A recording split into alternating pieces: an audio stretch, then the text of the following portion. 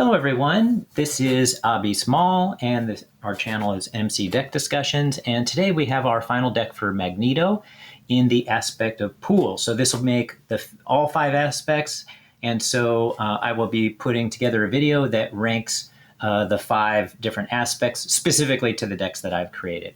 All right, so let's get going. So we can see this is Magneto Jedi Master, which probably gives a clue to some of you as to what's going to be included. So I might as well mention that right up front. So we have in here laser swords. What you will notice is that laser sword is a weapon. It counts as 2 restricted cards, and you can only have max 1 per deck. Your hero gets +1 attack, +1 ATK for each of these various kind of dangerous icons in the game that are in play, to a maximum of +4 ATK. So there is only 1 card in this deck made to enhance this card. So the main goal, not of the deck, but the main goal with regard to this card is just to get it in play at some point during the game. That may or may not happen. It's not necessary for Magneto's wins, but it does lead to some massive spike damage that he can do to finish off the villain. So the only other card that has these icons on it, that'll put these icons into it, is Live Dangerously. So notice we have, it has a cost of 0, and there's 3 threat to remove it.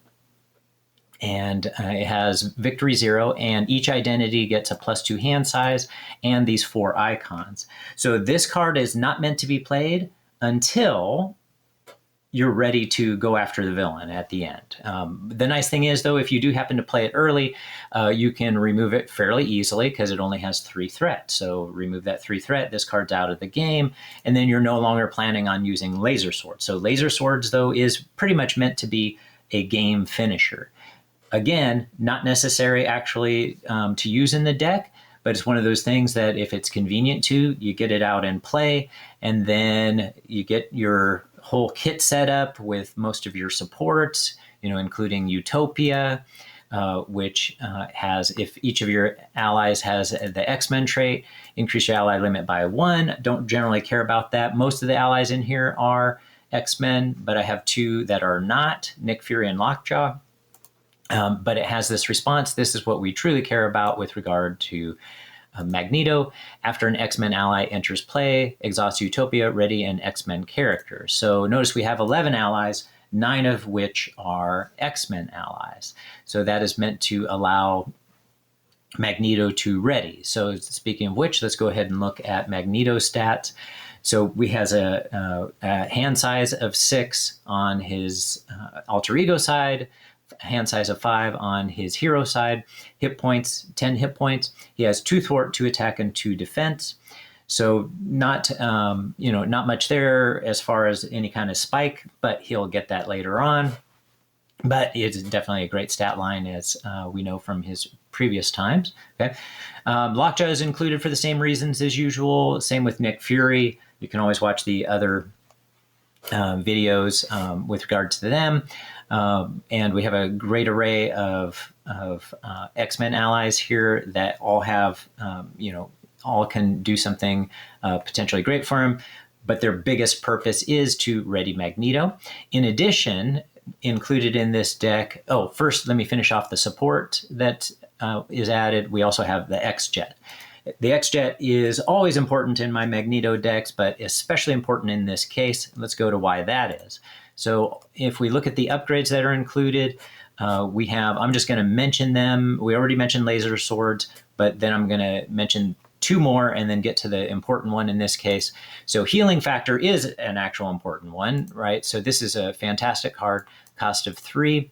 Is a superpower, max 1 per player, and has this response. After the player phase begins, exhaust healing factor, heal 2 damage from your identity. So that's important to get out into play. Eventually, though, in a Magneto deck, you never know what cards you're actually really going to get into play.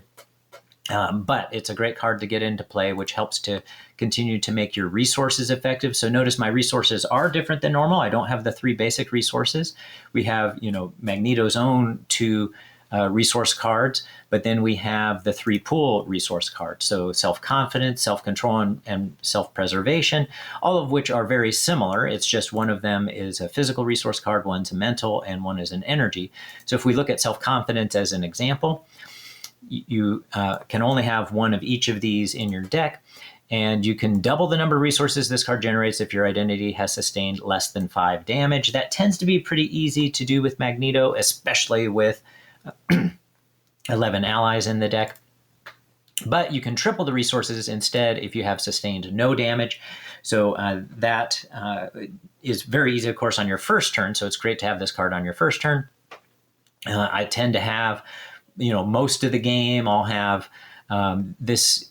This is usually worth 2 resources because Magneto will have some damage. But eventually, if he gets out that healing factor card, it's easy for him to maintain his full health. The other card that's in the upgrades is Tic-Tac-Toe. And this is one where you spend 1 resource of any type, and you can move 1 damage from a character to an empty space above that matches the spent resource. So you can see, you have this tic-tac-toe game here. If there are 3 damage tokens in a line, deal all damage on this card to an enemy and discard this card. I did actually use this for damage in one of the games. So it can be used for that. But the main thing is to be able to move the damage from a character, which can possibly give you an extra activation for one of your allies. But you can also move Magneto up to that last little bit you might need to perhaps make self-confidence, self-control, and self-preservation at least a double resource worth 2 resources, but possibly worth 3 resources if you get him all the way up to 10 health. All right, so let's get to the one that I consider to be the kind of the biggest one really of the upgrades that are added, and that's Stick-To-Itiveness. So it has this hero action. And there's first of all, it's 2 cost, max 1 per deck. Hero action: spend a physical resource and exhaust this card. Ready your hero.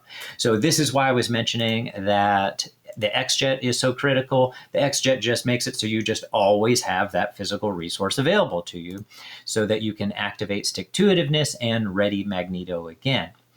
So in addition, if we're going to ready Magneto, that means we want to make him better throughout the game in terms of his attack and or thwart. In this case, we really care mostly about the attack, but he can benefit from his thwart.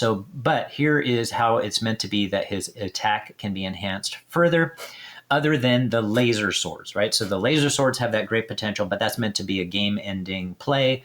You hopefully get that out during the game, and then eventually live dangerously out, and all of a sudden he gets +4 attack once live dangerously is out. So he already has 2 attack. If he gets that +4 attack, now he has 6 attack.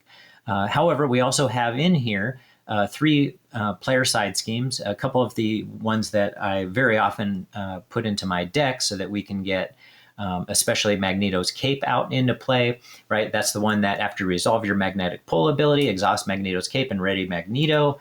So we'd better mention his ability, right? Magnetic pull on the hero side. He has this action: discard cards from the top of your deck until a magnetic card is discarded. Add that card to your hand. So first of all, that adds an extra resource to your hand or a card to play. But secondly, if you have Magneto's cape in play, that means you can then ready Magneto. And then we have Stick-To-Itiveness, also available to ready Magneto. We have Utopia. So that's 3 extra possible readies for Magneto. And typically you get at least 2 of those you're able to activate pretty much any turn. So with that in mind, we have in the player side schemes, we also have specialized training. So specialized training has 5 threat that you have to remove from it. When defeated, each player who does not control a specialization upgrade chooses 1 set-aside specialization upgrade and puts it in play under their control. So the specialization upgrade I chose almost every time in the games that I played. Right, so I played 9 games altogether.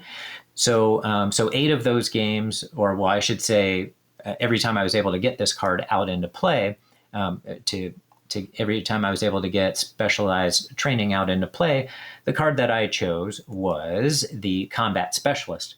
So that's the one that gives your hero +1 attack and a hero response. After a hero performs a basic attack, exhaust this card and draw 1 card. So now with that card out, he has an attack of 3. Okay? So bare minimum at the end of the game. So first of all, Magneto does his thing, right? He's really great at controlling the board, especially with many allies out. But once he gets, if he's going for a possible game finisher using laser swords and live dangerously, now he can attack for 6. Like I said, he can typically attack altogether 3 times. That's 18 points of damage. Potentially, he could attack 4 times. So that would be 24 points of damage. That actually never occurred for me. I had it 3 times. But if you do have this card out, that Combat Specialist, now he's attacking for 7. And so he could attack, let's say, 3 times for 7 damage, possibly 4 times. But like I said, that never happened for me. So 3 times for 7 damage, that's 21 points just on his basic attack, 21 points of damage.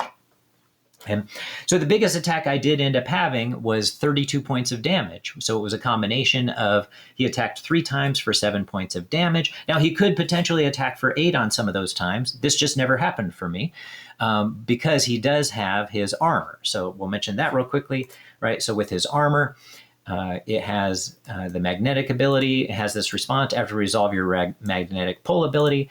If you discarded at least one of the following resource icons, so we have a mental resource icon, a physical, and an energy. So if he did the physical resource icon, then Magneto gets +1 ATK for this round. So first of all, of course, he can be thwarting as well. So very often that's what you wanted to do. And so he might thwart for 3. Thwart a couple of times for 5 or 6 or a few times. So sometimes that was what was necessary. But when we're building up for that final attack, there was the potential that that could add +1 ATK so that he could add to his basic attack. Like I said, though, that never happened for me where I had all of that put together all at once in all those games. But I did have that one time when he had his 3 basic attack plus his laser swords out along with live dangerously. So he had 7 basic attack. He attacked 3 times for a total of 21 damage with his basic attack. And then he also was able to play. So he actually happened to have somebody wrapped in metal, right? So with wrapped in metal, you can play that and attach it to a non-elite minion. An attached minion cannot activate, so you treat its printed text box as if it were blank, so that minion can be just sitting out there until the time when you have magnetic missile available. So that's, again, cost of 1. Discard a minion with wrapped in metal attached. Deal 5 damage to an enemy and stun it. So what happened in the one game where I had 32 points of damage, it was 21 points of damage from his basic attacks. He ended up being able to use Magnetic Missile for 5 additional damage, and then Electromagnetic Blast added 7 more damage on top of that. Oh, actually, that adds up to 33, doesn't it? I guess I calculated that wrong. So I'll have to rewrite this, right? So let me pause here for a second, make sure I'm adding that up right. Yes, 7 and 5 is 12, plus the 21. So that's actually 33 points of damage. Okay, so I'll have to change that in my write-up. But in any case, very fun deck. One of the most fun. It's going to be really tough. I actually had a lot of fun with every one of these Magneto decks. Probably the most fun in general when it comes to going across every aspect of any hero. So that part of why I already had Magneto ranked up as one of my top heroes as far as fun is concerned. If you go back and look at my video where I ranked every hero based on how much fun they are for me to play, Magneto was one of the top heroes for that, a top tier hero. And that was only after I had played 2 aspects. Now that I've played 5 aspects, he's definitely staying up there, and he was extremely fun in every aspect. So I'm looking forward to seeing how I end up ranking them. I think it's going to be really tough for me to decide which ones are my favorites, but they're all going to rank high for sure. Okay, so that's it for today. Please like, subscribe, please make comments. I love having discussions, and I'll see you in the next video.